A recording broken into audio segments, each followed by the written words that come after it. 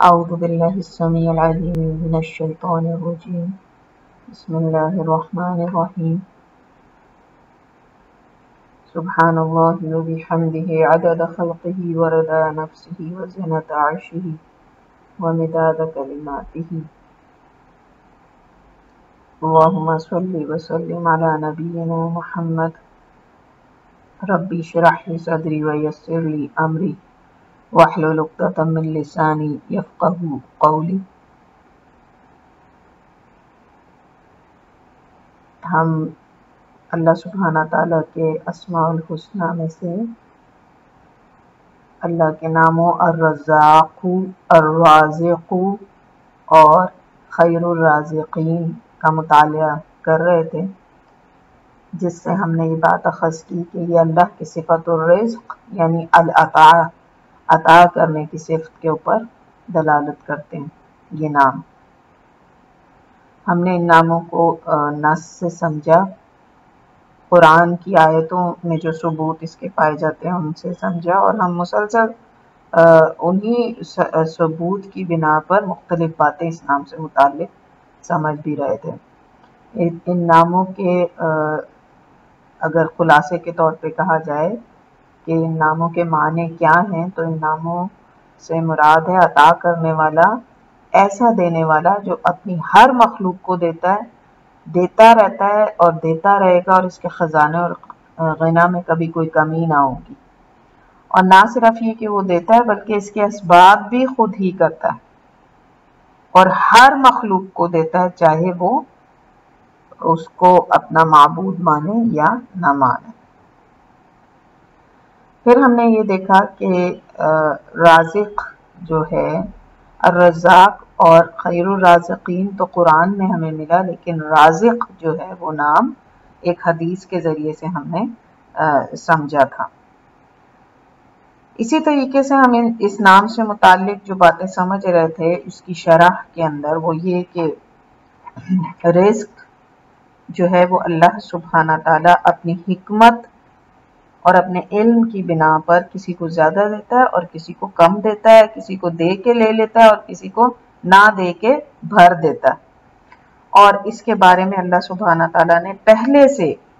جو ہے اپنی ہر مخلوق کو پیدا کرنے سے پہلے اس کے رزق کا انتظام کیا، اسباب مقرر کیے اور مقدار لکھ دی۔ تو اللہ سبحانہ تعالیٰ اپنی مخلوقات کو جو بھی رزق عطا فرما رہے ہیں وہ اللہ تعالیٰ نے پہلے سے مقرر کر رکھا ہے، اور اپنی حکمت کی وجہ سے جس کو جتنا چاہتے ہیں اتنا دیتے ہیں اور جس سے جتنا چاہتے ہیں اتنا روک لیتے ہیں۔ دنیا کی اس زمین کے اوپر ایسی کوئی مخلوق نہیں جس کو اللہ کے سوا کوئی رزق دے رہا ہو، اور اللہ سبحانہ تعالیٰ نے قرآن میں بار بار مختلف مقامات پہ اس کا اظہار کیا ہے۔ اس کے بعد ہم یہ بات سمجھ رہے تھے کہ اللہ سبحانہ تعالیٰ کی کس کو رزق کہتے ہیں۔ ہماری نظر میں رزق صرف وہ تنخواہ ہے یا وہ منافع ہے جو کاروبار میں ہم منتھلی کماتے ہیں اور پھر اس سے اپنے جو ہے وہ گھر کے اخراجات اور مختلف قسم کی ضروریات کو حاصل کرنے کا وہ پیسہ سبب بنتا ہے۔ اللہ سبحانہ تعالیٰ نے پوری ایک لسٹ ہمارے سامنے پیش کی کہ یہ کہنا چاہیے کہ خاص جن چیزوں کو اللہ سبحانہ تعالیٰ جو ہے وہ رزق کے زمرے میں رکھتے ہیں، اور ہم جانتے ہیں کہ رزق ہر وہ چیز ہے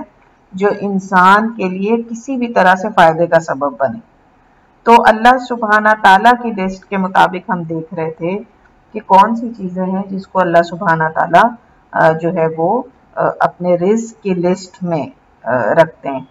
تو جو سب سے پہلے ہم نے سمجھا تھا وہ یہ کہ اللہ تعالیٰ نے ازواج کو، شوہر اور بیوی کو، پھر ان ازواج سے یعنی ان بیویوں سے جو بیٹے بیٹیاں پوتے پوتیاں پیدا کی ان کو بھی رزق میں شمار کیا ہے۔ اسی طریقے سے اللہ سبحانہ تعالیٰ نے ظاہر ہے کہ پھر جو رشتہ دار جتنے بھی ان رشتوں سے نکلتے ہیں ان سب کو اس کے اندر اللہ تعالیٰ نے شمار کیا۔ پھر اللہ تعالیٰ نے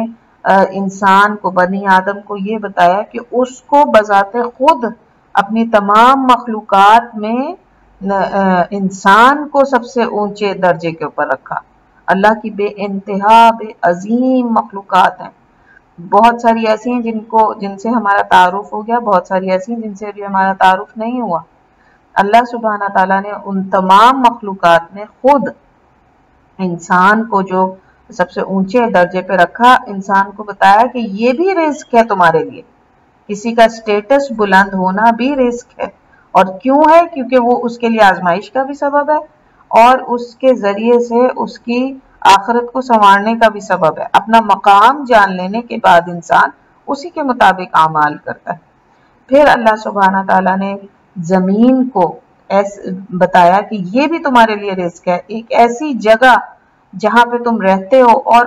ہر قسم کے جو رہائش کے لیے ضروریات ہیں وہ تمہاری پوری کی اللہ سبحانہ تعالیٰ نے۔ ایسی زمین تمہارے لیے رہنے کی جگہ، ایسا مسکن تمہارے لیے بنایا، خوبصورت سینریاں دی، کھانے پینے کے لیے، اگانے کے لیے، زراعت کے لیے، اپنے مال مویشی کو رکھنے کے لیے جس قسم کے مقامات تمہیں چاہیے وہ عطا کیے،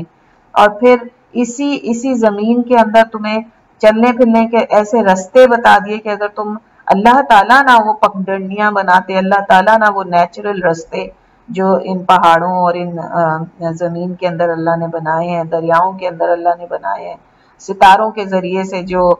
دیکھنے کے ذریعے اللہ تعالیٰ نے بنایا، اگر اللہ تعالیٰ نہ بناتے تو انسان اس قابل نہیں تھا کہ کبھی بھی ان راستوں کو پا سکتا، یا ان پہاڑوں کی بلندیوں پہ پہنچ سکتا، ان چوٹیوں کو سر کر سکتا۔ اسی طریقے سے اللہ تعالیٰ نے پھر آسمان کو ایک چھتری کے طور پہ بتایا، اور یہ وہ چھتری ہے جو صرف جس طرح ہم دیکھتے ہیں کہ بارش سے انسان کی حفاظت کرتی ہے، جس طرح سے ایک چھتری انسان کی حفاظت کرتی ہے بارش کے موقع پہ، اسی طرح یہ آسمان ہے جو زمین پہ رہنے والوں کے لیے ایسی چھتری کا سبب بن رہا ہے جو سورج سے نکلنے والی مضر جو ریز ہیں وہ ان تک نہیں پہنچنے دیتا۔ اسی طریقے سے شیطانوں کے روکنے کا سبب ہے، اسی طریقے سے بہت ساری اللہ سبحانہ تعالیٰ کی نعمتیں اس آسمان کے چھتری بنائے جانے کے اندر بھی اللہ تعالیٰ نے کہا کہ وہ رزق ہے انسان کے لیے۔ اسی طریقے سے اس لسٹ میں اللہ تعالیٰ نے جو شامل کی وہ یہ بات کہ ہمیں انسان کو بہترین صورت پہ تخلیق کیا، ایک انسان اس سے زیادہ بہترین شکل میں نہیں ہو سکتا تھا۔ اور پھر اللہ سبحانہ تعالیٰ نے جو نیکسٹ بات بتائی اس لسٹ کے اندر وہ یہ کہ طیبات کھانے کے طیبات کو بھی رزق میں رکھا۔ اب یہ طیبات کیا ہے؟ یہ صرف کھانے پینے کی چیزیں نہیں ہیں، ہمارا لباس، ہمارے فیسٹیولز جو ہم یہ تہوار مناتے ہیں، یا اسی طریقے سے ہمارے رہائش، یا جو دنیا کے سفر ہم کرتے ہیں، دنیا کو ایکسپلور کرنے جو ہم نکلتے ہیں، رزق کمانے کے اسباب جو ہیں، تفریح کے جو ذرائع ہیں، یہ تمام چیزیں طیبات میں آ جاتی ہیں، اور یہ بھی سب اللہ سبحانہ تعالیٰ کی رزق میں ہیں۔ پھر اسی طریقے سے اللہ سبحانہ تعالیٰ نے اسی رزق کی مثالیں دیتے ہوئے انسان کو اس بات کی طرف راغب کیا کہ اللہ کی رزق کی اس صفت کو دیکھتے ہوئے اور اللہ کے ان رزقوں کو دیکھتے ہوئے انسان کو کیا چاہیے کہ وہ صرف اللہ سبحانہ تعالیٰ کی عبادت کرے، کیونکہ کوئی اور نہیں ہے جو انسان کے لیے یہ سب کچھ بنا سکے، زمین کو فرش، آسمان کو چھتری، آسمان سے بارش برسائے، زمین سے ان کے لیے پھل اور سبزیاں اگائے، یا ان مویشیوں کو جن کو وہ کھاتے ہیں اور ان سے اپنے سواری کے اور مختلف اور بار اٹھانے کے کام لیتے ہیں، ان کے لیے جو ہے زندگی کا کوئی سامان مہیا ہو، یہ کوئی اللہ سبحانہ تعالیٰ کے سوا نہیں کر سکتا۔ تو اللہ سبحانہ تعالیٰ اس کے ذریعے سے انسان کی توجہ اس طرف مبذول کرا رہے ہیں کہ انسان کو صرف اللہ ہی کی عبادت کرنی چاہیے۔ اسی طریقے سے پھر اللہ سبحانہ تعالیٰ نے زندگی اور موت کو بھی رزق میں شمار کیا، اور پھر بتایا کہ یہ اس کے اندر بھی، اس کام کے کرنے میں، زندگی دینے میں یا موت دینے کے اندر بھی اللہ تعالیٰ کا کوئی شریک نہیں ہے، تو انسان کو اللہ کے ساتھ کسی کو شریک بھی نہیں بنانا چاہیے۔ عبادت بھی صرف اللہ کی کرنی چاہیے، اور یہ نہیں کہ عبادت تو اللہ کی کریں اس کے ساتھ ساتھ اللہ کے ساتھ کسی اور کو بھی شریک بنا دے، نہیں، عبادت بھی صرف اللہ کی کریں اور اللہ کے ساتھ کسی کو شریک بھی نہ بنائیں۔ پھر ہم جو بات سمجھ رہے تھے وہ یہ کہ اللہ تعالیٰ کے ان تمام جو اللہ سبحانہ تعالیٰ نے ہمیں رزق دیے ہیں، جس کے اندر ہم نے یہ سمجھا کہ رشتے ہیں، پھر انسان کا سپورٹ سسٹم ہے، ایک سوسائٹی ہے پوری جو اس کے ارد گرد جو ہیں لوگ ہیں وہ سب اس کے لیے ایک سپورٹ سسٹم کی طرح ہیں. ہمارے دوست احباب، ہمارے پڑوسی، یہ سب جو ہیں یہ ایک سپورٹ سسٹم کی طرح ہے. جس طرح ایک حدیث آتی ہے کہ اللہ کے نبی صلی اللہ علیہ وآلہ وسلم نے فرمایا کہ انسان کے لیے اس کے اہل و عیال، مال، پڑوس، یہ تمام فتنہ اور آزمائش کا سبب ہے، اور ان سے بچاؤ کا ذریعہ ہے نماز، روزہ اور صدقہ. تو اللہ کے رسول صلی اللہ علیہ وآلہ وسلم کی اس حدیث سے بھی ہمیں یہ بات پتہ چلتی ہے کہ یہ تمام چیزیں جو ہیں یہ ہمارے لیے اللہ کے رزق میں سے ہیں. پھر ہمارے ذرائع آمد و رفت، پھر ہماری صلاحیتیں، پھر جو ہے یہ حلال اور حرام، اور جو وقت ہے، ہماری صحت اور عافیت ہے، پھر ہمارے دل کی طمانینت ہے. جیسا کہ انسان اللہ سے کہتا ہے وَارْزُقْنَا وَأَنْتَ خَيْرُ الرَّازِقِينَ، کہ اللہ تعالیٰ تو ہمیں رزق عطا فرما. تو ہر قسم کا رزق، ہر قسم کا یہ جو رزق ہے اللہ تعالیٰ نے اس سب چیزوں کو جس کو ہمیں بتایا کہ یہ رزق ہے، ان سب کی لسٹ بتانے کے بعد اللہ سبحانہ تعالیٰ ہم سے چاہتے کیا ہیں. تو اللہ سبحانہ تعالیٰ نے سب سے پہلے تو ہم سے یہ کہا کہ اللہ کے سوا کسی کی عبادت نہ کرو. پھر ہمیں کہا کہ شرک نہ کرو اللہ سبحانہ تعالیٰ کے ساتھ. اور پھر اللہ سبحانہ تعالیٰ ہماری توجہ اس طرف مبذول کراتے ہیں کہ ان سب چیزوں کو جان لینے کے بعد انسان کو چاہیے کہ وہ اللہ کی طرح وہ بھی انفاق کرے اس کے راستے میں. اور جیسا کہ ابھی ہم نے یہ دیکھا کہ یہ جو انفاق ہے یہ ان آزمائشوں سے بچائے گا ہمیں، کہ جو فتنے ہیں ہمارے لیے انہی رزق کے اندر، وہی فتنہ سے بچنے کا طریقہ یہ ہے کہ انسان جو ہے وہ انفاق کرے اللہ سبحانہ تعالیٰ کے راستے میں. اور بہت ہی ایک اہم بات جو ہم سمجھ رہے تھے اور جس پہ ہماری بات ختم ہوئی تھی وہ یہ کہ یہ مال صرف دنیا میں ہی آخرت کی بھلائی کا سبب ہو سکتا ہے. آخرت میں وقت گزرنے کے بعد اس کا کوئی فائدہ نہیں ہوگا. جیسا کہ اللہ سبحانہ تعالیٰ نے سورہ بقرہ میں فرمایا تھا کہ اے لوگوں، جو رزق تمہیں دیا گیا ہے اس میں سے انفاق کرو اس سے پہلے کہ وہ دن آ جائے کہ جب تم کوئی خرید و فروخت نہ کر سکو گے اس مال کے ذریعے سے، نہ ہی تمہاری کوئی دوستی کام آئے گی اور نہ ہی کوئی شفاعت کام آئے گی. اور کافر ہیں وہ جو اور جو ان کا انکار کرتے ہیں اس مال کا، یا یہ جو اس دنیا کے اندر اس سے فائدہ حاصل نہیں کر رہے آخرت کو کمانے کے لیے، وہ دراصل ظالموں میں سے ہیں. تو پھر اس کے بعد ہم آج انشاءاللہ تعالی چند اور باتیں اس نام سے متعلق اللہ سبحانہ تعالیٰ ہماری توجہ جو دلوا رہے ہیں. اللہ سبحانہ تعالیٰ پھر کہتے ہیں کہ یا ایھا الذین آمنوا کلوا من طیبات ما رزقناکم واشکروا للہ ان کنتم ایاہ تعبدون. پھر اللہ سبحانہ تعالیٰ ہماری توجہ اس طرف دلا رہے ہیں کہ ہم شکر ادا کرنے والے بنیں. جب ہمیں رزق ملے، طیبات میں سے ہم کھائیں، اور طیبات میں سے ہی ہمیں یعنی حلال چیزوں میں سے ہی اللہ سبحانہ تعالیٰ ہمیں جب کچھ عطا کرے تو اللہ کی عبادت یہ ہے کہ ہم اس کا ہی شکر ادا کریں. اور ہم جانتے ہیں کہ شکر کے 3 درجے ہیں. سب سے پہلا درجہ یہ کہ ہم یہ مانیں کہ یہ اللہ کا دیا ہوا ہے. دوسرا یہ کہ پھر جب ہمیں ملا ہے تو ہم اس کا شکر ادا کریں. اور پھر تیسرا یہ کہ اسے وہیں استعمال کریں جہاں پہ اللہ سبحانہ تعالیٰ کو پسند ہے. اس کا استعمال جس طرح ہم قارون کی مثال کو بار بار سمجھ رہے تھے پچھلی کلاس کے اندر، کہ قارون والا حال نہ ہمارا ہو جائے کہ اللہ نے کہا کہ احسان کیا اللہ نے تم پہ، تم بھی لوگوں پہ احسان کرو، تو اس نے کہا کہ نہیں یہ تو میرا مال ہے. تو انسان پھر اللہ سبحانہ تعالیٰ کی پسند کے مطابق اس کو وہیں پر استعمال کرے جہاں پہ اللہ سبحانہ تعالیٰ کو پسند ہے. پھر اللہ سبحانہ تعالیٰ کہتے ہیں کہ اللہ کی اس صفت کو جان لینے کے بعد کہ رزق صرف وہی دیتا ہے، رزق دینے والا صرف وہی ہے. انسان اپنی اولاد کو قتل نہ کرے، یعنی یہ ایبارشنز کرا دینا، یا بیٹیوں کو پیدا ہی نہ ہونے دینا کہ وہ مالی طور پہ بوجھ بنے گی، یا بیٹی کے پیدا ہونے پر انسان کے چہرے کا رنگ اتر جانا، یا بیٹے کے پیدا ہونے پہ تو بہت خوشی منانا اور بیٹیوں کے پیدا ہونے کے اوپر مایوسی اور ایک شوق کی سی حالت، یا سم ٹائمز عورتوں کو اس کا الزام دینا. جبکہ آج کی سائنسی تحقیق یہ کہتی ہے کہ اولاد کی ڈٹرمنیشن بیٹے کی یا بیٹی کی سیکس کی ڈٹرمنیشن باپ سے ہوتی ہے، باپ کے نطفے سے. تو یہ ساری باتیں، یا کچھ لوگ تو کہتے ہیں کہ جی ابھی ہم شادی کے 5 سال بعد تک بھی ابھی ہم پلاننگ ہی کر رہے ہیں کہ ابھی ہم ذرا تھوڑے سے اسٹیبلش ہو جائیں. استغفر اللہ. اللہ سبحانہ یعنی بچوں کو پیدا ہی نہ ہونے دینا کہ مال کی کمی ہو جائے گی. اللہ نے حرام کر دیا ان ساری چیزوں کو. سورہ اسراء میں اللہ سبحانہ تعالیٰ فرماتے ہیں وَلَا تَقْتُلُوا أَوْلَادَكُمْ خَشْيَةَ إِمْلَاقٍ نَحْنُ نَرْزُقُهُمْ وَإِيَّاكُمْ. اپنی اولاد کو اس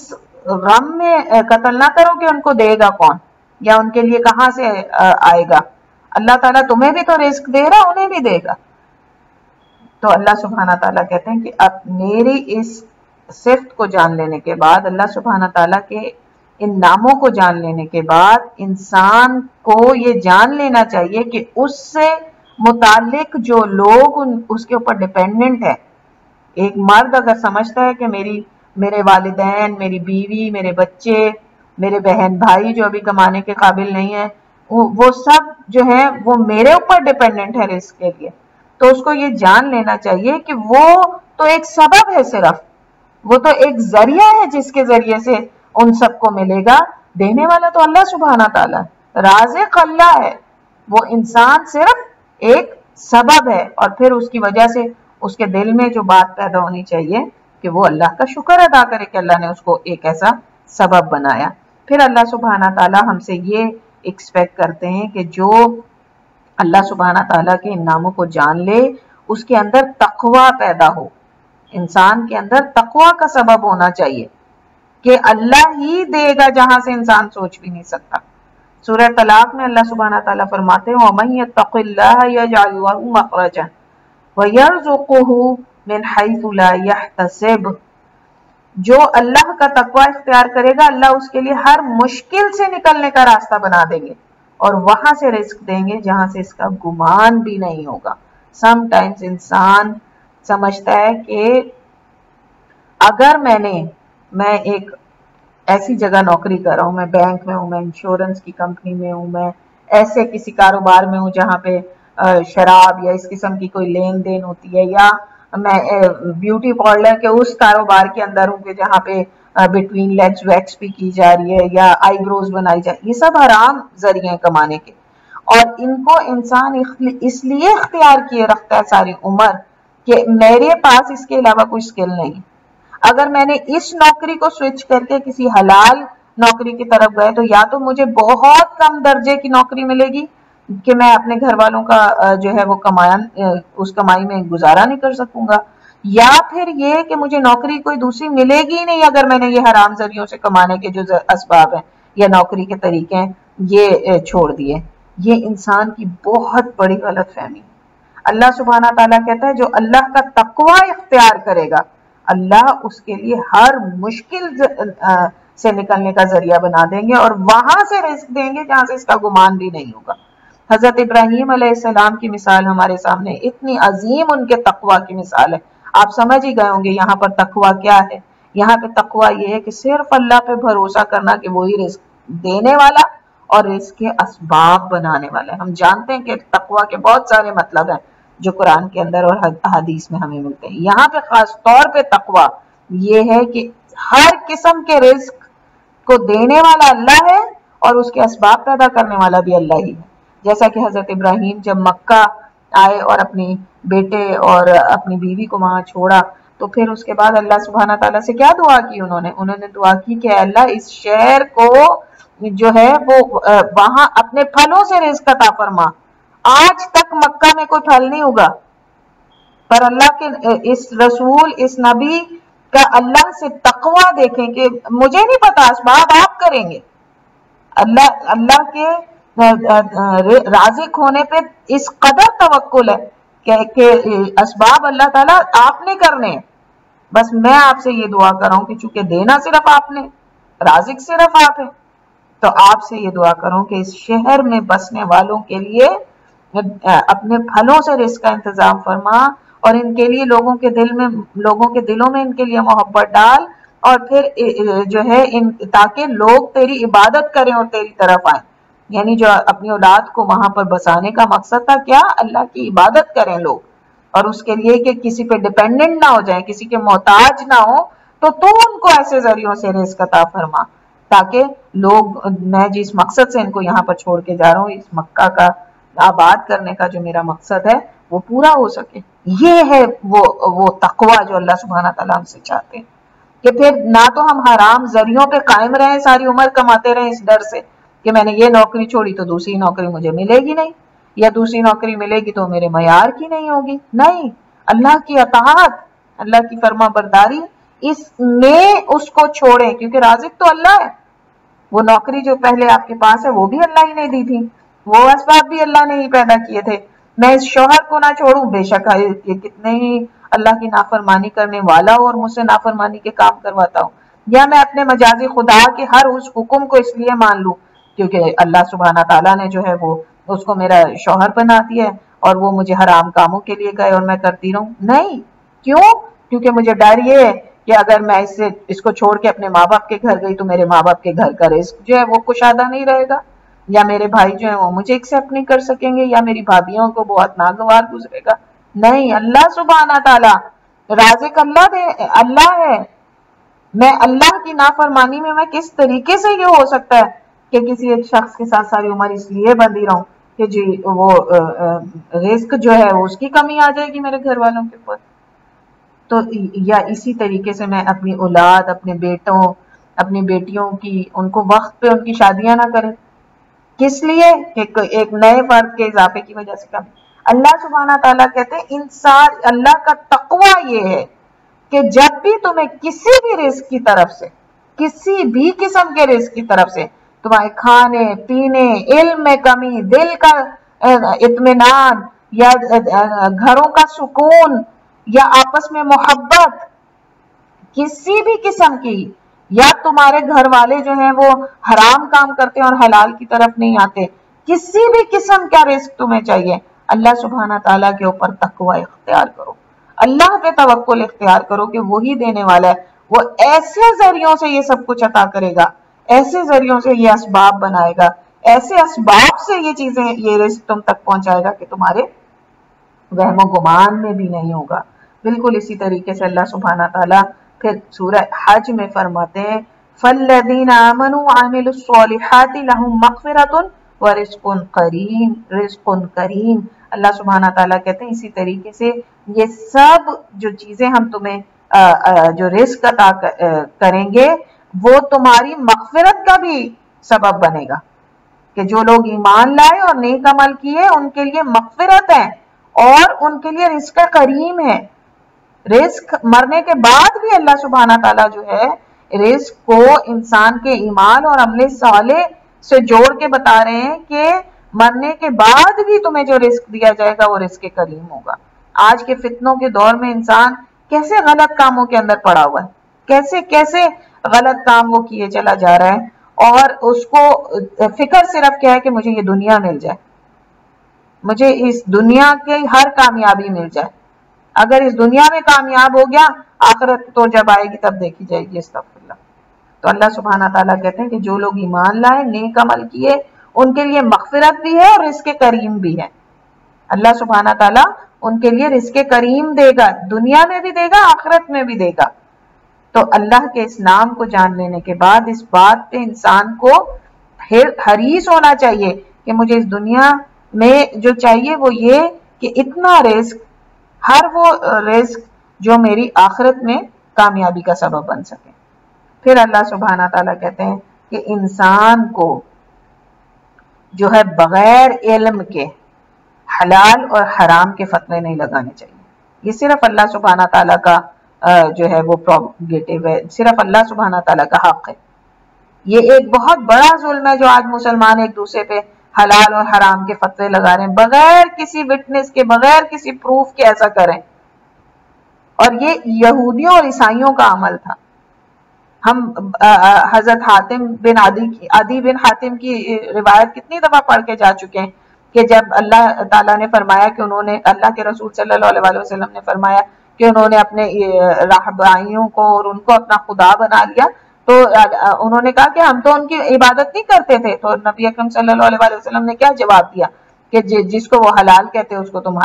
جس کو اللہ نے حلال کیا اور انہوں نے حرام کیا اس کو تم اپنے اوپر حرام کر لیتے تھے، تو یہ ان کی عبادت ہی کے زمرے میں آ گیا نا۔ تو آج انسان جو ہے، آج مسلمان ایک دوسرے پہ حلال حرام کے فتوے لگا رہے ہیں، کھانے پینے کی چیزوں پہ حلال حرام کے فتوے لگا رہے ہیں، ڈائٹنگیں کر رہے ہیں، پتہ نہیں وہ ساری چیزیں جو اللہ نے رزق کے طور پہ دی تھی، اللہ سبحانہ تعالیٰ نے جو انسان کے لیے رزق کے طور پہ عطا کیا تھا، انسان نے اپنے اوپر اس کو خود سے حرام کر دیا۔ تو اللہ سبحانہ تعالیٰ کہتے ہیں کون ہے جو اللہ سبحانہ تعالیٰ نے زینت جس کو بنایا اور جس کو اللہ سبحانہ تعالیٰ نے حلال اور طیب رزق دیا، کون ہے جس نے اس کو اپنے اوپر حرام کر لیا؟ کون ہے جس نے اس کو دوسروں کے اوپر حرام کر دیا؟ سورہ اعراف میں اللہ تعالیٰ نے فرمایا، پھر اللہ نے سورہ یونس میں فرمایا، قُلْ أَرَأَيْتُمْ مَا أَنزَلَ اللَّهُ لَكُم مِّن رِّزْقٍ فَجَعَلْتُم مِّنْهُ حَرَامًا وَحَلَالًا قُلْ أَللَّهُ أَذِنَ لَكُمْ أَمْ عَلَى اللَّهِ تَفْتَرُونَ کہ کیا تم دیکھتے ہو کہ جو کچھ اللہ تعالیٰ نے ان کے لیے رزق میں سے عطا کیا انہوں نے اس میں سے حرام اور حلال بنا لیا، اور پھر وہ چاہتے ہیں کہ اور پھر کہتے ہیں کہ یہ اللہ کا اذن ہے۔ بہت بڑا جھوٹ ہے جو تم اللہ کے اوپر گڑتے ہو۔ تو یہ جو حلال اور حرام کے فتوے لگانے کا حق ہے وہ صرف اللہ سبحانہ تعالیٰ کو ہے، چاہے وہ کھانے پینے کی چیزوں پہ ہو، چاہے وہ کسی کے اعمال کے اوپر ہو، چاہے وہ دنیا کے اندر زندگی گزارنے کے طریقوں کے اوپر ہو، چاہے وہ کسی کے رشتہ داریوں کے آپس میں حق ادا کرنے کے اوپر ہو، چاہے وہ تہوار منانے کے اوپر ہو، ان سب کے اوپر حلال اور حرام جو ہے اس کا فتویٰ، اس کا حکم صرف اللہ سبحانہ تعالیٰ لگا سکتے ہیں، اور کسی کو اس چیز کا حق نہیں ہے کہ وہ اس بات کا کوئی بھی جو ہے وہ اعلان کرتا پھرے۔ تو ہمیں یہ بہت بڑا فتنہ ہے، اور خاص طور پہ واٹس ایپ اور ان کے ذریعے سے اللہ کی آیات کو لے کے پتہ نہیں کیا کیا لوگوں نے جو ہے وہ خود ہی سے فتوے لگانے شروع کر دی۔ اوپر سے ہر ایک جس کو قرآن کا ترجمہ جس نے ایک دفعہ پڑھ لیا ہے، جس نے اس کی ٹرانسلیشن ایک دفعہ پڑھ لی ہے، جس نے اس کی تفسیر ایک دفعہ پڑھ لی ہے، اپنی طرف سے یہ آیتوں کے کیا کیا معنی نکال کے اس کو کہاں سے کہاں جوڑے چلے جا رہے ہیں۔ اور پھر اس قدر ظاہر ہے لوگوں کی جہالت کا عالم یہ کہ چونکہ حدیث کا حوالہ آ گیا، چونکہ آیت لکھ دی گئی اس کے اندر، تو بس جناب اس کا یہی جو ہے وہ حکم ہوگا۔ نہیں، ہمیں علم والوں سے پوچھنا چاہیے، اللہ کے نبی صلی اللہ علیہ وسلم کے صحابہ کرام کے عمل سے، اللہ کے نبی کے عمل سے دیکھنا چاہیے کہ کیا واقعی وہ چیز حرام ہے ہمارے دین کے اندر یا نہیں ہے۔ تو اسی طریقے سے پھر اللہ سبحانہ تعالیٰ اپنی آیتوں کے ذریعے سے انسان کو ابھارتے ہیں کہ نکلیں، محنت کریں اور اس کے حلال کمائیں۔ اللہ سبحانہ تعالیٰ نے سورہ ملک میں فرمایا فَأَمْشُوا فِي مَنَاكِبِهَا وَكُلُوا مِن رِّزْقِهِ وَإِلَيْهِ النُّشُورُ، پھیل جاؤ ہر طرف اور کھاؤ جو اللہ سبحانہ تعالیٰ نے، کھاؤ یعنی استعمال کرو جو رزق اللہ سبحانہ تعالیٰ نے تمہارے لیے پھیلایا ہوا ہے پوری دنیا کے اندر، اور یہ یاد رکھو کہ اس کے بعد تم نے اللہ کی طرف جانا۔ اللہ کے رسول صلی اللہ علیہ وسلم فرماتے ہیں کہ انسان کے لیے جو رزق لکھ دیا گیا وہ انسان کا پیچھا اس طرح سے کرتا ہے جیسے موت، کہ اگر ایک انسان اس رزق سے بھاگنے کی کوشش کرے جو اس کی دنیا گزارنے کے لیے جس رزق کی اس کے لیے مقدر میں لکھ دیا گیا، اگر انسان اس سے خود بھاگنے کی کوشش کرے تو بھی وہ رزق اس کو آگے اس طرح سے پالے گا جس طرح سے موت اس کو پا لیتی، کہ جہاں پہ وہ موجود ہوتا ہے اور اس کا وقت لکھا گیا ہوتا ہے مرنے کا، موت اس کو جا کے وہاں پہ پا لیتی ہے۔ اسی طریقے سے رزق جو اس کے لیے مقدر کر دیا گیا وہ بھی اس کو اسی طرح پا لیتا ہے جس طریقے سے موت۔ تو ایک اس کا مطلب یہ نہیں ہے کہ انسان کوشش نہ کرے، اس کا یہ مطلب نہیں ہے کہ وہ کیا کرے کہ جو ہے وہ گھر میں بیٹھ جائے اور بیٹھ کے اس کے بعد جو ہے وہ کوشش کرے کہ اسی طریقے سے میرے تک رزق پہنچ جائے گا۔ نہیں، اللہ سبحانہ تعالیٰ کیا کہہ رہے ہیں سورہ ملک میں، پھیل جاؤ اور جو رزق طیب تمہارے لیے اللہ تعالیٰ نے رکھا ہے اس دنیا کے اندر اس کو حاصل کرو۔ یہاں پہ ہم یہ بات ضرور سمجھتے چلے جائیں کہ ایک ہے دارالسلام اور ایک ہے دارالکفر۔ آج دنیا بالکل واضح طور پہ بٹی ہوئی ہے، دارالکفر اور دارالسلام۔ پہلے شاید یہ ڈسٹنکشنز نہیں ہوں گی، لیکن آج خاص طور پہ حکومتوں کے ناموں کے ساتھ جو ہے وہ ریپبلک یا پھر اسلامک یا پھر ڈیموکریٹک یا پھر اسی طریقے سے اور مختلف ناموں سے اس چیز کی ڈسٹنکشن ہے کہ یہ اسلامی ملک ہے، یہ غیر اسلامی ملک ہے، یا وہاں کی حکومتوں جو حاکم ہیں ان کی وجہ سے یہ بات پتہ چلتی ہے کہ کون سا ملک اسلامک ہے، کون سا غیر اسلامک ہے۔ اس اسلامک ملک کے اندر رہ کے ایک مسلمان اگر جائز حصہ اپنا جو ہے وہ کما رہا ہے اور جائز طریقے سے کما رہا ہے اور اس کو اتنا رزق مل رہا ہے کہ وہ ایک اچھی زندگی سے مراد یہ کہ جو اس کا پیٹ بھرنے کے لیے کافی ہے، جو اس کے گھر والوں کے لیے مہیا کرنے کے لیے کافی ہے، اور جو اس کی اللہ کی اطاعت کرنے میں آسانی کے لیے کافی ہے، تو اس کو وہ جگہ وہ دارالسلام چھوڑ کے نہیں جانا چاہیے۔ اس کے لیے جائز نہیں ہے کہ پھر وہ صرف مزید کمانے کے لیے، مزید نوکری، بہتر نوکری پانے کے لیے، مزید پیسہ کمانے کے لیے اس دارالسلام کو چھوڑ کے دارالکفر میں اس لیے چلا جائے کہ اس کو زیادہ مال ملے۔ یہ جائز نہیں ہے مسلمان کے لیے۔ اس بات کو ہمیں یہاں پہ یاد رکھنا چاہیے کہ اگر اللہ نے کہا فمشو، تو اس کا یہ مطلب نہیں ہے کہ پھر ہم اٹھ کے ٹھیک ہے جی ہم اپنا یہ ملک چھوڑیں، اتنا اچھا اسلامک ملک چھوڑ کے جہاں پہ اتنی آسانیاں ہیں دین کو اختیار کرنے کی، اسے چھوڑ کے ہم کسی ایسی جگہ پہ شفٹ ہو جائیں کہ جہاں کی حکومت غیر مسلم ہے، جہاں پہ جو ہے غیر مسلموں ہی کی طرح رہنا پڑتا ہے، جہاں پہ جب تک کہ وہاں کے رولز اینڈ ریگولیشنز کو فالو نہ کیا جائے ہمیں وہ نوکری نہیں مل سکتی جس کو ہم حاصل کرنے کے لیے آئے، اور مقصد ہمارا صرف اور صرف اچھی تنخواہ کمانا ہے پہلے کی نسبت۔ حرام ہے یہ مسلمان کے لیے، یہ موو کرنا اس کے لیے حرام ہے، یہ چلنا زمین کے اندر اس کے لیے حرام ہے۔ ہاں اگر اس کا مقصد یہ ہے کہ میں پیورلی دعوت دین کے لیے جاؤں اور میرا کام پیورلی صرف یہ ہوگا کہ میں لوگوں کو اللہ کی راہ، اللہ کے دین کے اوپر لے کر آؤں اور ان کی اصلاح کروں، اور ظاہر ہے کہ اس کی وجہ سے مجھے وہاں پہ کوئی چھوٹی موٹی نوکری بھی کرنی پڑے گی تو میں وہ بھی کر لوں، تو پھر انشاءاللہ تعالی اس کے لیے یہ چلنا، اس کا یہ پھرنا زمین کے اندر انشاءاللہ تعالی اس کے لیے پھر باعث ثواب ہوگا۔ اس کے علاوہ ایک مسلمان اگر دارالسلام کو چھوڑ کے دارالکفر میں ہجرت کرتا ہے تو اس کی یہ ہجرت اس کے لیے یقیناً بہت ظلم کا سبب ہوگی اور آخرت میں ناکامی کا سبب ہوگی۔ پھر اس کے بعد ہم جو دوسری ایک اور بات سمجھ رہے تھے وہ یہ کہ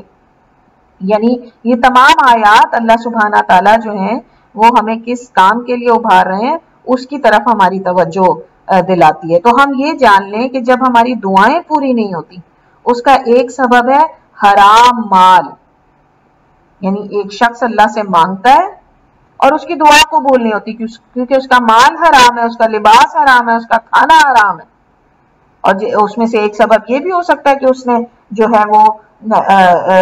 دارالسلام سے دارالکفر کے اندر ہجرت کی مال کے لیے، تو اس کا مال حرام ہو گیا۔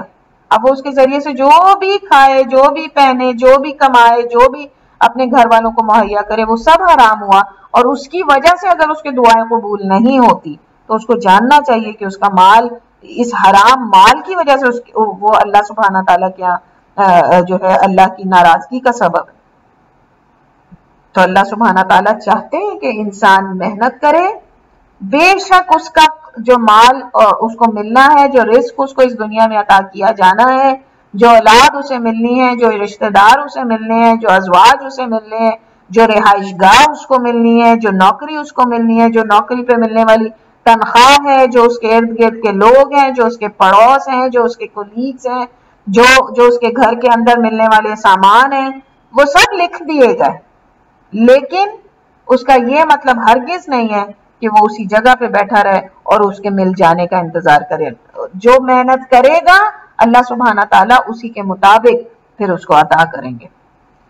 تو یہ اللہ سبحانہ تعالیٰ اپنی عنایتوں کے ذریعے انسان کی توجہ ان بہت خاص باتوں کی طرف جو ہے وہ دلا رہے ہیں۔ پھر اسی طریقے سے انسان کی ضروریات بہت محدود ہیں، لیکن اس کی حرص اور لالچ کبھی ختم نہیں ہوتا۔ آپ یہ دیکھیں کہ ایک انسان جو میں اگر اپنی مثال لوں، اگر مجھے ایک ہفتے کے اگر ہم ویکلی جو ہے وہ ڈسٹریبیوشن کریں، ایک ہفتے میں 7 سے زیادہ ڈشز تو نہیں کھا سکتی۔ اسی طریقے سے ایک ہفتے کے اندر میں 7 سے زیادہ لباس انٹل انلیس کہ جی کوئی ایسی وجوہات بیان ہو کر سکے انسان، تو میں 7 سے زیادہ لباس تو نہیں پہن سکتی۔ بلا وجہ کا اسراف، اور ان کی بات ہم یہاں پہ نہیں کریں، ہم انسان کی ضرورت کی بات کریں۔ ایک انسان کی ضرورت تو صرف یہ ہے کہ جیسے صحابہ کرام کا ہم عمل کچھ کا دیکھتے ہیں کہ 2 جوڑے رکھے ہوئے، ایک پہنتے ہیں دوسرا دھوتے ہیں، ایک پہنتے ہیں دوسرا دھوتے ہیں، یوں کر کے رکھتے ہیں۔ ضرورت تو انسان کی بس اتنی ہے، لیکن اس کی ہرس اور لالچ ختم نہیں ہوتا، جس کی وجہ سے وہ جو ہے وہ مزید اور مزید اور مزید کے لالچ میں رہتا ہے، جیسا کہ اللہ سبحانہ تعالیٰ نے قرآن میں کہا کہ جو کچھ انہیں دنیا میں ملا وہ اسی پر خوش ہو گئے۔ حالانکہ دنیا میں جتنا انسان کو ملے، جتنا بھی مل جائے، کبھی کبھی میں کچھ لوگوں کے بارے میں سوچتی ہوں کہ انہوں نے اربوں خربوں کے بینک اکاؤنٹس ہیں ان کے، لیکن اس کا وہ کریں گے کیا؟ مریں گے تو پیچھے سے 200 کے کام آئے گا۔ انسان کو اللہ تعالیٰ اگر دنیا کے سارے خزانے دے دے کسی انسان کو، اس کی اتنی استطاعت ہے کہ وہ اس کو استعمال کر سکے۔ استعمال تو وہ اتنا ہی کر سکے گا جتنا اس کی ضرورت ہے، لیکن انسان جو دنیا کے اس پہ خوش ہو گیا، وہ بھول گیا کہ دراصل جو آخرت میں اس کو ملنے والا اس کا اسے لالچ کرنا چاہیے۔ کیونکہ جب انسان کو اللہ سبحانہ تعالیٰ جنت میں ایک مسلمان کو انشاءاللہ داخل کریں گے تو اس کی استطاعت بھی بڑھا دیں گے، جتنا کھائے گا بیمار نہیں ہوگا اور اس میں کمی بھی نہیں آئے گی، جتنا چاہے گا سوئے گا، اس کے اوپر کسی قسم کا کوئی اس کا وقت کا ضیاع نہیں ہوگا، جتنا چاہے گا اسراف کرے گا، وہاں پر کسی چیز میں کوئی کمی نہیں آئے گی، اور اتنی استطاعت بھی اس کی بڑھ جائے گی۔ تو اس دنیا کی چیزوں کو پا لینے کے بعد جو انسان کو خوشی ہوتی ہے وہ بڑی عارضی سی ہے، اور یہ بے وقوفی کی ایک وہ ہے، مظہر ہے انسان کی، کہ اس دنیا میں جو کچھ اس کو مل گیا اس کے اوپر وہ خوش ہوتا رہے۔ اصل میں تو اس کو لالچ اور ہرس، یعنی بات یہاں پہ یہ ہو رہی ہے کہ انسان اللہ کے رازق ہونے کے اوپر جو اس کا تقویٰ ہو وہ یہ ہو کہ وہ لالچی ہو تو آخرت کی زندگی کے لیے لالچی ہو۔ یہ نہیں ہو کہ ہاں اللہ تو رازق ہے، میں جتنا مانگوں گا دیتا جائے گا، وہ دے سکتا ہے، دے گا، وہ دے بھی سکتا ہے، اس کی قدرت ہے، وہ ذو قوت المتین ہے، وہ کر سکتا ہے یہ سب کچھ۔ لیکن یہی لالچ اگر انسان آخرت کے لیے رکھے، کیونکہ اس کی اس دنیا کی اس لالچ کی استطاعت ہی نہیں ہے، اس کی استطاعت آخرت میں بڑھے گی، تو اس کو چاہیے کہ اللہ کے اس نام کے ذریعے سے آخرت کی زندگی کے لیے لالچ اور حرص اپنے دل کے اندر پیدا کرے۔ بالکل اسی طریقے سے انسان جو ہے وہ کسی انسان کے اوپر بھروسہ بھی نہ کر لے۔ ہم توکل کی بات کر کے جا چکے ہیں کہ اللہ کے اوپر صرف ہونا چاہیے۔ اسی طریقے سے ہم سم ٹائمز کچھ لوگوں کے بارے میں سوچ لیتے ہیں کہ ہاں دیکھو اگر فلانا شخص تھوڑی سی میری سفارش کر دینا تو مجھے وہاں پہ نوکری مل سکتی ہے اس کے ادارے میں، یا اگر وہ انسان جو ہے وہ میری تھوڑی سی مدد کرے تو میں جو ہوں یہ کام اپنا شروع کر سکتا ہوں۔ نہیں، اس کے ذہن میں کبھی یہ بات نہیں آنی چاہیے۔ انسان کے ذہن میں ہمیشہ یہ بات رہنی چاہیے کہ یہ سب جو ہیں وہ اسباب ہیں، دینا اللہ نہیں ہے۔ اگر وہ شخص میرے لیے سفارش کر دے اور مجھے نوکری نہیں ملے تو اس کا مطلب کیا ہے کہ وہ اس قابل تھا نہیں، حالانکہ وہ ایک ایسی پوسٹ کے اوپر ہے۔ تو انسان کو یاد رکھنا چاہیے کہ انسان دوسرے انسان کے اوپر بھروسہ نہیں کرے، ہاں مدد وہ مانگ سکتا ہے، مدد بھی کیسی مدد، یہ سوچتے ہوئے کہ اللہ نے شاید اس شخص کو سبب بنایا ہو تو میں اس کے ذریعے سے جو ہے وہ کوشش کر کے دیکھ لوں، اگر اللہ سبحانہ تعالیٰ چاہیں گے تو میرا یہ کام ہو جائے گا، نہیں چاہیں گے تو میرے لیے کوئی انسان کچھ مہیا نہیں کر سکتا۔ تو ایسی مدد جو ہے وہ کسی انسان سے مانگی جا سکتی ہے۔ بالکل اسی طریقے سے حضرت ابن عباس رضی اللہ سے ایک حدیث روایت کی جاتی ہے اور پتہ چلتا ہے کہ شیطان نے بھی اللہ سے ہی رزق مانگا، شیطان بھی اللہ سے ہی رزق مانگتا ہے۔ تو اس نے کہا کہ اے اللہ، اے میرے رب، آپ دیکھیں وہ اللہ کو اپنا رب کہتا ہے، کتنی بدبختی ہے اس کی، اے میرے رب تو نے ہر ایک کو رزق دیا، میرا رزق کہاں ہے؟ تو اللہ تعالیٰ نے فرمایا ہر وہ شے جس پر میرا نام نہیں لیا جائے گا، بسم اللہ نہیں پڑھی جائے گی، وہ تیرا رزق ہے۔ تو ایک انسان یعنی مسلمان جب کسی چیز کسی بھی رزق کا استعمال کرے، کسی بھی رزق کا استعمال کرے تو ہمیشہ اللہ سبحانہ تعالیٰ کا نام لے کے اس رزق کا استعمال کرے، چاہے وہ بیٹھ کے لکھنے لگا ہو، چاہے وہ کمپیوٹر پہ کوئی کام کرنے لگا ہو، اپنی صلاحیت کو کسی بھی جو ہے اس کو بروئے کار لانے لگا ہو، جو بھی کرنے لگے، بلکہ ہمیں چاہیے کہ اپنا ہر کام ہی اللہ کے نام سے کریں، کیونکہ ہر چیز ہی جو بھی ہم کام کریں گے اس میں اللہ کا کوئی نہ کوئی رزق جو ہے وہ شامل حال رہے گا ہی۔ اسی طریقے سے بعض اوقات جب کسی انسان کو زیادہ رزق مل جاتا ہے، حالانکہ ہم پیچھے یہ بات سمجھ کے جا چکے ہیں کہ جب کسی کو زیادہ رزق مل جائے تو وہ یہ نہ سمجھے کہ وہ اللہ کیا مکرم ہے، کہ اللہ تعالیٰ نے اس کو اپنے اندر اپنے پاس جو ہے وہ کوئی اونچا مقام دیا ہوا، یہ اس بات کی نشانی نہیں ہے۔ تو لیکن بعض اوقات لوگ کیا کرتے ہیں کہ ان کو زیادہ رزق جب اللہ سبحانہ تعالیٰ عطا فرما دیتے ہیں تو ان کے اندر غرور تکبر آ جاتا ہے، یہاں تک کہ ایمان والوں کا مذاق اڑانا شروع کر دیتے ہیں۔ وہ آج ہمارے ارد گرد ایسے بہت سارے کیریکٹرز پھیلے ہوئے، اور وہ ایسا کیوں کر رہے ہوتے ہیں؟ کیونکہ وہ سمجھتے ہیں کہ اللہ نے ہمیں بہت دیا تو اللہ ہم سے تو خوش ہے ہی ہے، اسی لیے ہمارا جو جس کے پاس کمی ہے شاید اس وجہ سے ہے کہ اس سے اللہ تعالیٰ راضی نہیں۔ یہ بہت بڑی زیادتی ہے۔ قریش مکہ کیوں اللہ کے رسول صلی اللہ علیہ وسلم کے صحابہ کا مذاق اڑایا کرتے تھے؟ کیونکہ ان کو اس بات کا گمان تھا کہ اللہ ہمارے ساتھ ہے تو سارا مال اسباب ہمارے پاس، تجارت ساری ہم کرتے ہیں، دنیا بھر کے لوگ جو ہیں وہ آتے ہمارے پاس ہیں حج کرنے کے لیے، یا مکے کے متولی ہم ہیں، تو سب کچھ تو ہمارے فیور میں ہے، تو اس کا مطلب اللہ ہمارے ساتھ ہے، اور یہ غریب لوگ جو ہیں یہ جا کے نبی صلی اللہ علیہ وسلم کے ساتھ ملتے جائیں۔ تو اللہ تعالیٰ نے کیا کہا کہ جو اللہ کے پاس ہے وہ اس سے کہیں بہتر ہے، اور ان کے لیے ان کے درجے اللہ سبحانہ تعالیٰ آخرت میں ان کافروں سے بہت بلند کر دیں گے۔ تو یہ جو دنیا کی اندر اگر کسی کو زیادہ رزق ملے تو وہ دوسرے کو اپنے سے کمتر نہ جانے، اور اللہ تعالیٰ کبھی کبھی کسی کو انتہائی آزمائش میں ڈالتا ہے کہ اس کے پاس دوسروں کا رزق رکھ دیتا ہے، جس طرح حضرت عبد الرحمن بن عوف رضی اللہ کہتے ہیں کہ میں اگر کسی پتھر پہ بھی ہاتھ رکھتا تھا تو وہ سونا بن جاتا تھا، یعنی جس بھی طریقے سے میں کمانے کے لیے نکلتا تھا، اللہ تعالیٰ نے کچھ لوگوں کو ایسی صلاحیت دی ہوتی ہے کہ وہ دن رات جو ہے وہ بہتر ذریعے ایسی اپنی صلاحیتوں کے ذریعے سے دن دگنی رات چگنی جو ہے وہ ترقی کرتے ہیں۔ تو یہ اللہ ہی کی طرف سے ہے کہ وہ کسی کے اندر اتنی صلاحیت رکھ دیتا ہے، اور اس صلاحیت کے ذریعے سے جو ہے اس کو بہت بڑی آزمائش میں ڈال دیتا ہے، کیونکہ جب کسی کے پاس بہت زیادہ آتا تو ظاہر وہ پھر جس طرح ہم دیکھتے ہیں بڑے بڑے کاروبار، جتنے بڑے کاروبار ہوتے ہیں اتنے زیادہ ان کے امپلائیز ہوتے ہیں۔ تو اللہ سبحانہ تعالیٰ جو ہے وہ کچھ لوگوں کے ہاتھوں میں دوسروں کا رزق رکھ کے بھی اس کو آزمائش میں ڈال دیتے ہیں، اور پھر دیکھتے ہیں کہ کیا وہ بخیل ہے، کیا وہ ان لوگوں کا جو ہے وہ خیال رکھ رہا ہے یا نہیں رکھ رہا۔ تو یہ بھی ایک بہت بڑی آزمائش ہے۔ اگر ہم کسی کے اوپر ذمہ دار بنا دیے جائیں تو ہم اس چیز کا خیال رکھیں، دینے والا اللہ ہے، اللہ نے مجھے یہ ذمہ داری دی ہے، اور اس ذمہ داری کو میں نے اسی طریقے سے ادا کرنا ہے جس طرح سے اللہ سبحانہ تعالیٰ مجھ سے چاہتے ہیں۔ اسی طرح حضرت عمر بن عاص رضی اللہ ایک دفعہ جو ہیں ان کو نبی اکرم صلی اللہ علیہ وسلم نے اپنے پاس بلایا اور کہا کہ اپنے کپڑے اور اوزار وغیرہ پہن کر آؤ۔ تو جب وہ پہنچے تو دیکھا کہ آپ صلی اللہ علیہ وسلم وضو فرما رہے ہیں، تو آپ صلی اللہ علیہ وسلم نے ان کی طرف دیکھا، اوپر سے لے کے نیچے تک مال والے تھے یہ بھی، تو اور آنکھیں جھکا کے کہنے لگے کہ میں نے خیال یہ کیا کہ میں تمہیں ایک بہت بڑے لشکر کے ساتھ بھیجوں جنگ کے لیے، اور یعنی ایک مارکے کے لیے بھیجوں، اور مجھے امید ہے کہ وہاں سے تمہارے لیے بہت زیادہ مال بھی ملے گا تمہیں وہاں سے۔ تو حضرت عمر بن عاص کہنے لگے کہ میں خالصتاً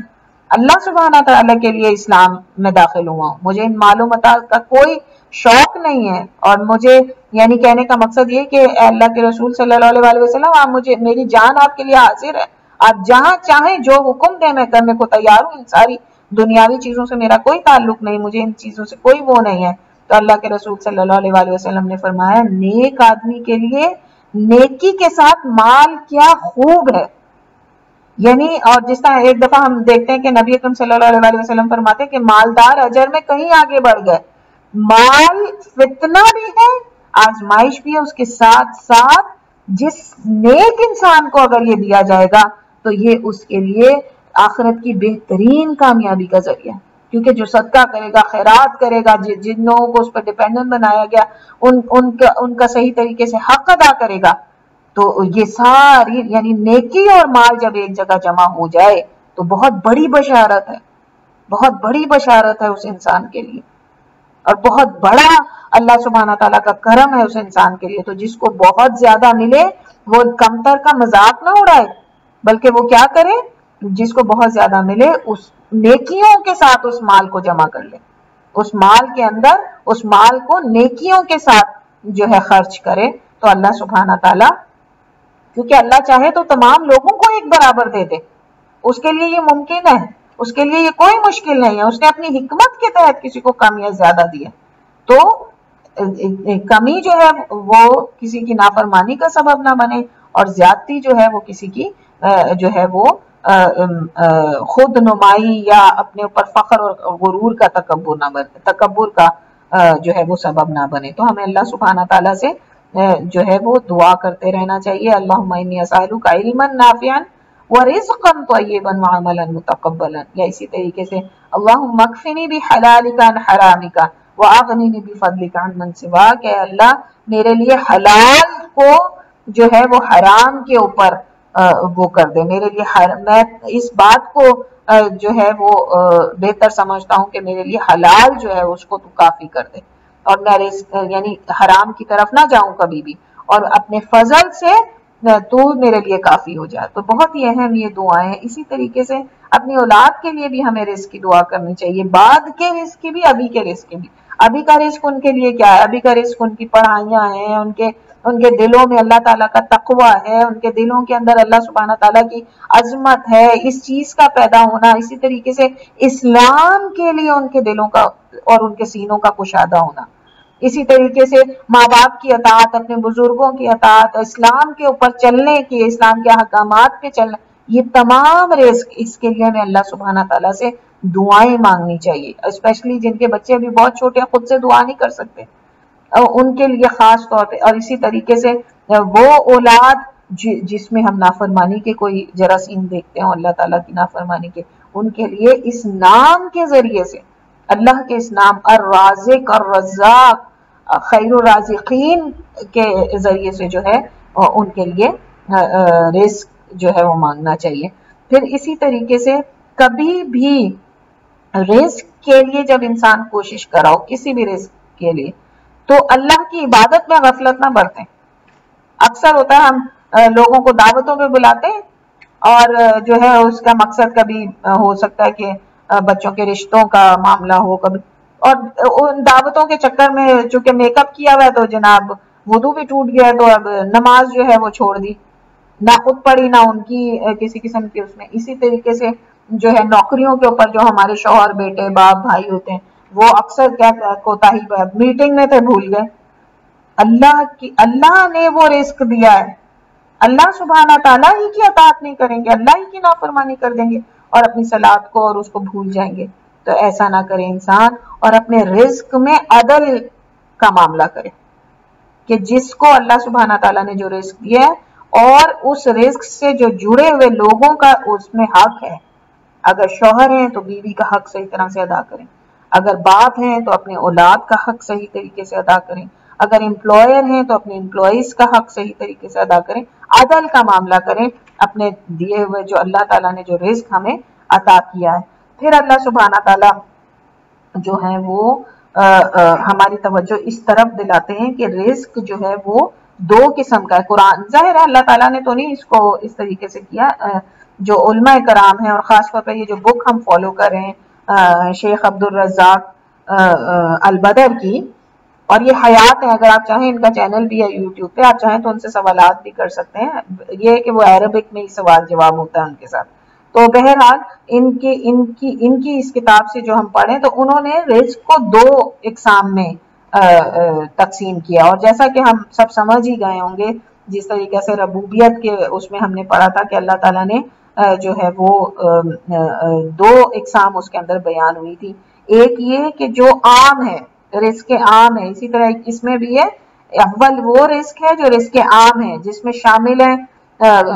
نیک بھی، فاجر بھی، مومن بھی، کافر بھی، اول بھی، آخر بھی، تمام لوگ، ہر مخلوق، ہر قسم کی مخلوق۔ تو یہ پہلی قسم کا رزق ہے، اور اس کے اندر جو ہے انسان یہ نہ سمجھ لے کہ اللہ کی کثرت رزق جو ہے وہ ہمیشہ فضل یا کرم یا اللہ کی رضا کی وجہ سے، جیسا کہ اللہ سبحانہ تعالیٰ جو ہے وہ فرماتے ہیں کہ جس کو یعنی وَقَالُوا نَحْنُ أَكْثَرُ أَمْوَالًا وَأَوْلَادًا وَمَا نَحْنُ بِمُعَذِّبِينَ قُلْ إِنَّ رَبِّي يَبْسُطُ الرِّزْقَ لِمَن يَشَاءُ وَيَقْدِرُ وَلَكِنَّ أَكْثَرَ النَّاسِ لَا يَعْلَمُونَ۔ اللہ سبحانہ تعالیٰ کہتے ہیں کہ کوئی یہ نہ سمجھ لے جو کہتے ہیں کہ ہم چونکہ اولاد اور مال میں بڑے ہوئے ہیں تو ہمیں عذاب نہیں دیا جائے گا، یہ نہ سمجھے کوئی کہ یہ اللہ کا کرم ہی ہے ہمیشہ۔ اور جس طرح کہ حضرت عبد الرحمن بن عوف کی اس سے ہم سمجھتے ہیں کہ یہ بھی کوئی نہ سمجھے کہ ہمیشہ اللہ کی آزمائش ہی ہے جسے اللہ تعالیٰ زیادہ دیتے ہیں، یا حضرت عمر بن عاص کا جس طرح ہم نے دیکھا کہ یہ ہمیشہ نہ تو اللہ کی آزمائش ہے نہ ہمیشہ اللہ کی پکڑ ہے، بلکہ اللہ سبحانہ تعالیٰ اپنی حکمت سے جو جس کو جتنا رزق عطا فرمائے اس کو اس پہ غور کرنا ہے کہ یہ میرے لیے آزمائش ہے یا میرے لیے اللہ سبحانہ تعالیٰ کا فضل ہے۔ جو دو صورتیں آزمائش ہے تو فوراً اللہ کی سے رجوع کرے، توبہ کرے اور اپنے عمل کو درست کرے، اور اگر اللہ سبحانہ تعالیٰ کی فضل ہے تو پھر اس احسان کا معاملہ کرے، جیسے اللہ نے غنا اللہ کا غنا ہے اسی طرح کا غنا انسان کرے اپنی استطاعت کے مطابق اور لوگوں کے ساتھ عدل کرے، تو اللہ سبحانہ تعالیٰ اس طرف انسان کی توجہ دلاتے ہیں کہ بے شک یعنی پہلی جو قسم ہے اللہ سبحانہ تعالیٰ کی عام رزق جو ہر ایک کے لیے ہے، اس کے اندر مسلمان کا معاملہ یہ ہونا چاہیے کہ وہ پھر یہ نہ جان لے کہ اگر اسے زیادہ دیا ہے اللہ سبحانہ تعالیٰ نے دوسروں سے تو شاید اللہ کے ہاں اس کا مقام بہت بلند ہے۔ اسی طرح کمی پر بھی ہمیشہ جو ہے اللہ کی ناراضگی یا آزمائش ہی نہیں ہے، اگر کسی کے پاس کمی ہے تو وہ بھی ہمیشہ یہ نہیں ہے کہ اس کے لیے اللہ کی ناراضگی ہے اور آزمائش ہی ہے، بلکہ یہ اللہ کی رضا کا سبب بھی ہو سکتا ہے۔ اللہ کی رضا ہی یہ ہے کہ اس کو کم دے کے اس کو اور اس کے شکر میں اور اضافہ کیا جائے، کیونکہ بہت سارے لوگ ہیں وہ کم پہ اللہ کا اتنا شکر ادا کرتے ہیں۔ اللہ کے رسول صلی اللہ علیہ وسلم اللہ سے دعا کرتے تھے کہ مجھے فقیروں میں اٹھانا، مجھے غریبوں میں اٹھانا۔ کیوں؟ کیونکہ جتنا زیادہ اللہ دے گا اتنا زیادہ حساب بھی ہوگا پھر، اور جتنا حساب ہوگا اس میں کیسے ممکن ہے کہ انسان کی بچت ہو جائے۔ تو اس وجہ سے ہاں اس کو عبد الرحمن بن عوف یا حضرت عمر بن عاص جیسے یا حضرت مصعب بن عمیر جیسے عظیم لوگ ہوں کہ جن کو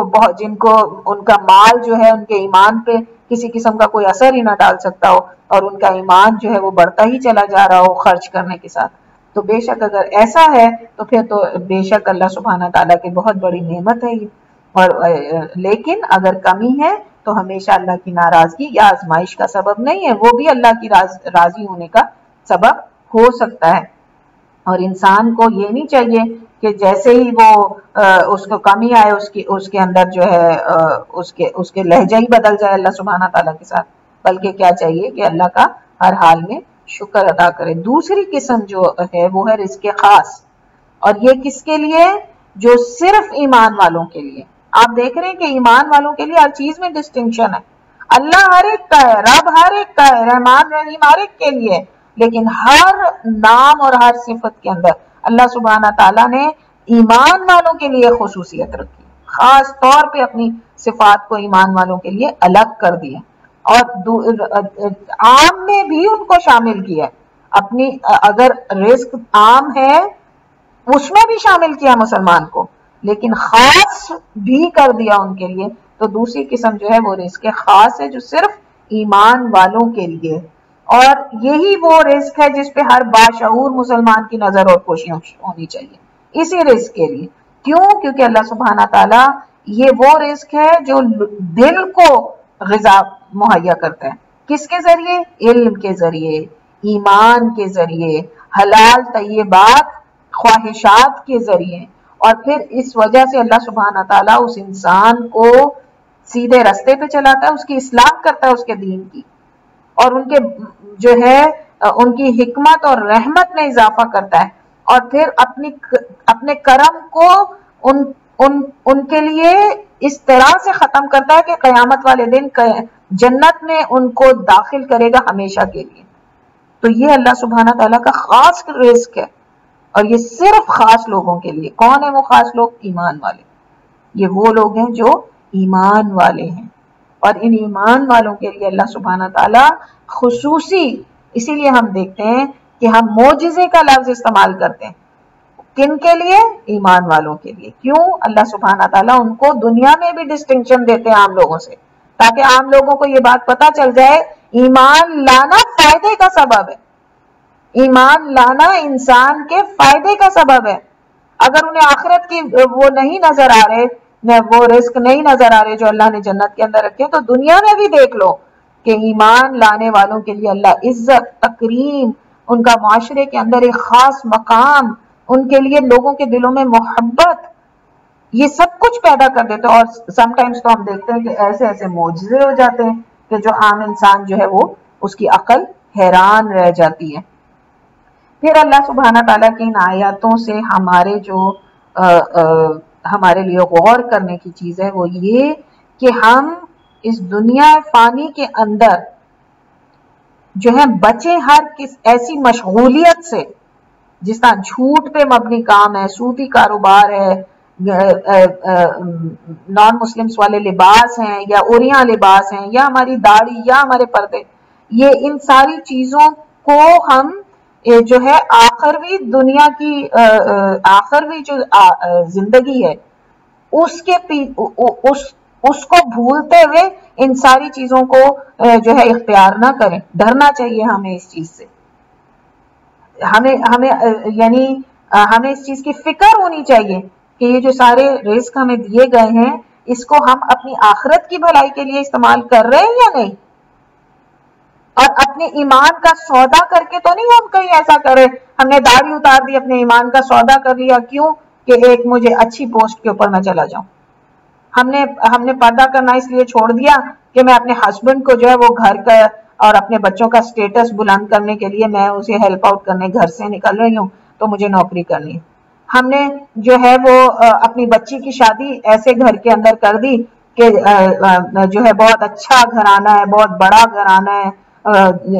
جو ہے وہ جدی پشتی بہت امیر لوگ ہیں، بچی ساری عمر جو ہے اس کو کبھی کھانے پینے کی تکلیف نہیں آئے گی، لیکن حرام کاموں کے اندر مبتلا ہیں وہ لوگ، سارا کاروبار سودی ہے، شراب کباب کے رسیاں ہیں، لیکن جی مال اسباب جو ہیں وہ بہت زیادہ ان کے پاس۔ بیٹے کی شادی ایک ایسی لڑکی سے کر دی کہ جو بہت اچھا پروفیشن سے اس کا تعلق ہے اور ساری عمر کمائے گی بھی اور بیٹے کے اوپر بوجھ نہیں بنے گی، دین کا نہ اس کو عطا نہ اس کو پتا، ہاں جی بس گھر کا جو ہے وہ معاملہ چلے گا بیٹے کے ساتھ۔ دیکھیں ہم یہ رزق ہے، ان سب کے بارے میں پوچھ گچھ ہوگی، انسان قدم نہیں ہٹا سکے گا اس جگہ سے جہاں وہ کھڑا ہوگا جب تک کہ اللہ سبحانہ تعالیٰ اپنے دیے ہوئے تمام رزق کے متعلق اس سے پوچھ نہیں لیں گے، اس کی عمر، اس کا وقت، اس کی صلاحیتیں، ہر چیز۔ تو ایک عقل مند انسان وہ ہے جو اپنے آپ کو اس دنیا کی زندگی میں جو ہے وہ مشغول کرے، تو کس لیے؟ آخرت کی زندگی کمانے کے لیے، آخرت کے رزق کمانے کے لیے، کیونکہ اللہ سبحانہ تعالیٰ نے انسان کو صرف اپنی اطاعت کے لیے پیدا کیا، وہ انسان سے کچھ چاہتا نہیں ہے۔ وہ کیوں انسان اپنے رزق کی صفت بتا رہا ہے ان کو؟ کیونکہ وہ دینے والا ہے، وہ لینے والا نہیں ہے، وہ دیے چلا جا رہا ہے، اور وہ چاہتا کیا ہے کہ انسان اس کے ذریعے سے اللہ کی رضا حاصل کرے اور جنت النعیم کے اندر داخل ہو جائے۔ پھر اسی طریقے سے ہم دیکھتے ہیں کہ رزق میں کمی کے کچھ اسباب ہیں۔ اگر ایک انسان یہ دیکھے کہ اس کے رزق میں کمی ہوئے چلی جا رہی ہے تو یا تو وہ ناشکری کر رہا ہے، یا گن گن کے رکھتا ہے، یا صدقہ اور خیرات نہیں کرتا، احسان جتاتا ہے، غرور و تکبر میں مبتلا ہے، اور غرور کس بات کا ہے کہ سب میری صلاحیت ہے، اسراف ہے، خود نمائی ہے، اللہ کی نافرمانی ہے۔ یہ تمام چیزیں بھی اس بات کا سبب ہے کہ انسان کے رزق میں کمی ہو۔ اللہ سبحانہ تعالی ہمیں اپنے متقی لوگوں میں سے شامل کرے اور اپنا کرم ہمارے اوپر مکمل کرے، ہمیں جنت النعیم میں داخل کر کے ان رزق کو، جو رزق بھی اللہ سبحانہ تعالیٰ نے جس صورت میں بھی ہمیں عطا فرمایا، ہمیں اس کو اسی طریقے سے اس کا استعمال کرنے والا بنا دے کہ جو اللہ سبحانہ تعالیٰ کی رضا کا سبب ہو۔ آمین یا رب العالمین۔ یہاں پر اس نام سے متعلق جو کچھ باتیں محدود وقت میں ہم سمجھ سکتے تھے وہ ختم ہوئی۔ اللہ سبحانہ تعالیٰ ہمیں اس نام کو اسی طریقے سے سمجھنے کی توفیق عطا فرمائے جیسے اس کا حق ہے، اور جیسے تمام خوبصورت نام ہے اللہ سبحانہ تعالیٰ کے، اسی طرح یہ نام بھی ہمارے دلوں میں اللہ سے متعلق اس کی الوہیت، اس کی ربوبیت، اس کی رحمان ہونا، اس کی رحمت، اور اس کی قائم ہونا، اس کے حی ہونا، اور اس کا دین ہمیشہ دیتے رہنا، اور صرف اسی کا ہونا دینے والا، اس کے اوپر اس توکل کو قائم کرے اور ہمارے دلوں کے اندر یہ اطمینان جو ہے وہ ثبت کر دے کہ جو میرا ہے وہ مجھے مل کے رہے گا اور مجھ سے کوئی چھین نہیں سکتا، اور اللہ سبحانہ تعالیٰ کے علاوہ کوئی میرے رزق میں اضافہ بھی نہیں کر سکتا۔ تو میں اپنا ہر قسم کا توکل اپنی ہر ضرورت کے لیے جو ہے وہ صرف اللہ سبحانہ تعالیٰ کے اوپر ہم جو ہے وہ کریں۔ اللہ تعالیٰ ہماری دعاؤں کو قبول کرے، اللہ تعالیٰ ہماری ٹوٹی پھوٹی کوششوں کو قبول فرمائے اور ہماری نجات کا سبب بنا دے، آمین یا رب العالمین۔ سبحانک اللہم و بحمدک، اشہد ان لا الہ الا انت، استغفرک و اتوب الیک۔ ربنا تقبل منا انک انت السمیع العلیم وتب علینا انک انت التواب الرحیم، وصلی اللہ تعالی علی خیر خلقہ محمد وآلہ واصحابہ اجمعین برحمتک یا ارحم الراحمین۔